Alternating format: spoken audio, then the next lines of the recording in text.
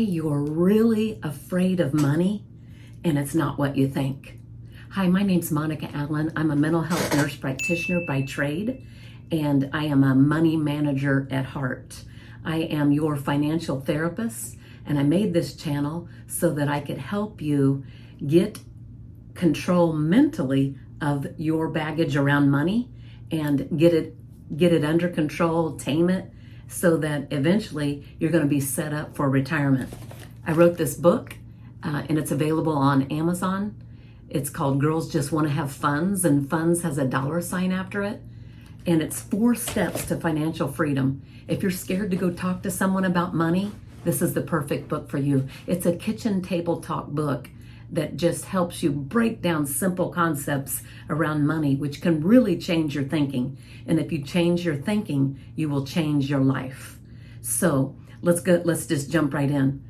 What if your fear of money isn't about numbers, but it's about wounds that you've never healed? I know this from an early age after going through a divorce and having a baby out of wedlock. I thought to myself, if I want money, I have to earn it myself. I have to get the money myself. So that is a wound maybe I never healed. I still feel that way, and we're going to be working through even my retirement together. I left the VA after 30 years of employment, and I'm in part-time employment, but making that transition. And so I am helping myself as well as helping other people just get some thinking going on around money. So it's not about budgets or spreadsheets. It's about the emotions behind your money. And things you might ask yourself are, do you avoid checking your bank account? Do you cringe a little bit when bills show up? It's not bad math. It might very well be emotional baggage.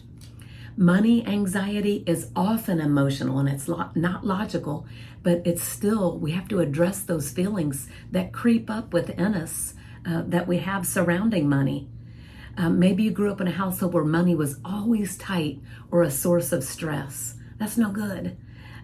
Maybe you were told we can't afford that constantly, or watching arguments over money as you were growing up.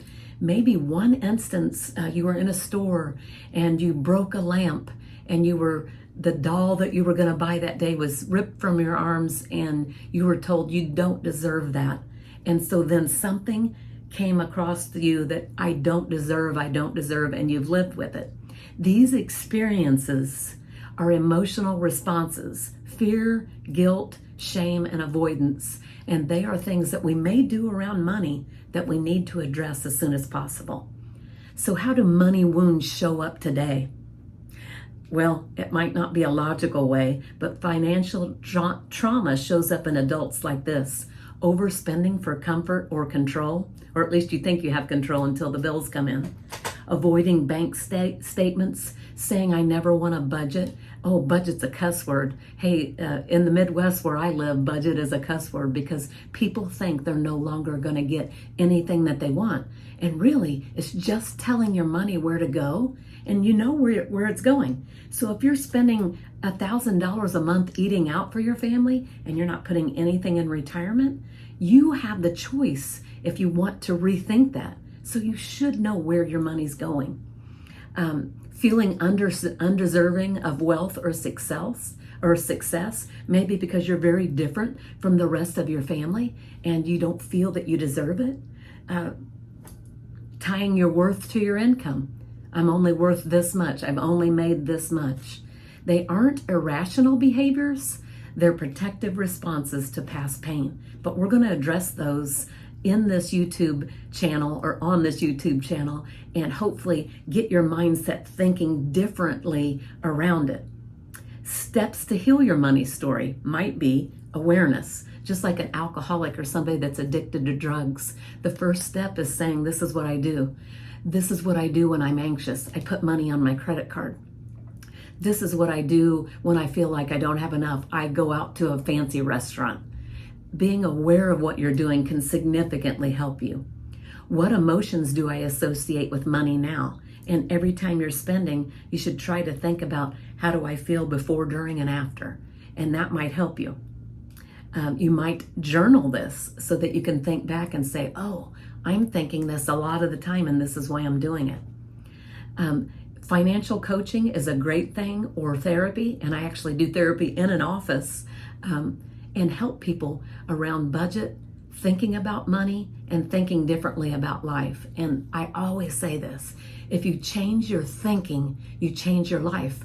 Dr. Wayne Dyer was one of the first people to say, if you change the way you look at things, the things you look at change. So in closing, I'm going to reassure you that you don't necessarily need to be fixed. You need to be aware. I'm going to challenge you to start healing your relationship with money today. Your future self is counting on you. And then a call to action. What money belief right now are you ready to let go of? If you like what you've heard so far on this channel and want to hear more, subscribe, like this video, and I'll be back to be your financial therapist. Have a great day.